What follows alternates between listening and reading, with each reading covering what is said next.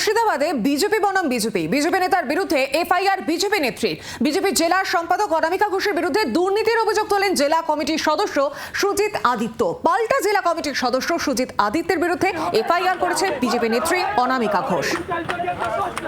তার আইনত ব্যবস্থা নেবেন এবং দোষীদের উনি অ্যারেস্ট করবেন, এই আশ্বাস তো আমাদেরকে ভরতপুর থানার। তারা দলীয়ভাবে শোকজ আছে, শোকজ থাকার পর আর বিস্তারিত জেনে নিয়ে টেলিফোন লাইনে রয়েছেন আমাদের প্রতিনিধি সোমা বাইতি। সোমা, ঠিক কি অভিযোগ করা হচ্ছে?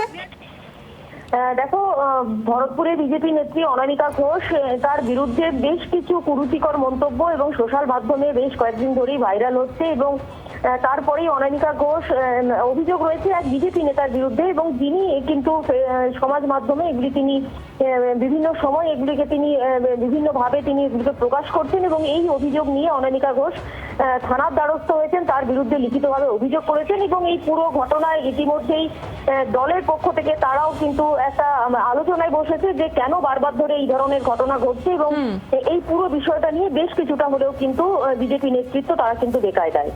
একেবারে ধন্যবাদ তোমাকে সোমা। তারা এতদিন ধরে বসেছিল, পার্টির কোনো সেভাবে দেখা যায়নি।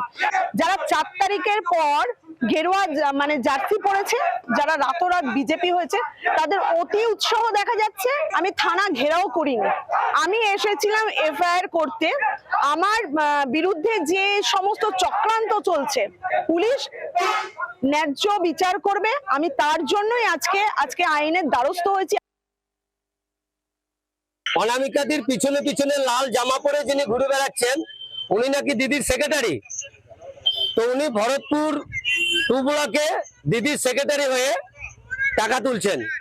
এরপরে উনি কি করে ভরতপুর বিধানসভার সংস্কার করবেন, তা আমরা চাই রাজ্য নেতৃত্ব এটা সঠিকভাবে বিচার বিশ্লেষণ করে ব্যবস্থা।